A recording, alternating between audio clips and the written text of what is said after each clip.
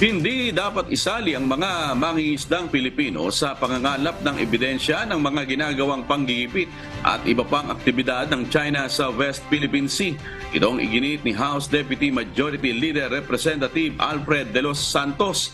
Anya, dapat ngang mga profesional gaya ng Philippine Coast Guard at mga sundalo ang gumagawa nito dahil baka malagay pa sa alanganin ang buhay ng mga mangingisda. Kaya nga nais umano ng Kongreso na ilipat ang confidential at intelligence funds ng civilian agency sa mga ahensya ng pamahalaan na nagbabantay sa WPS gaya ng Armed Forces of the Philippines at PCG upang mapalakas ang pangangalap ng intel gathering at depensa ng bansa sa pinag-aagawang teritoryo.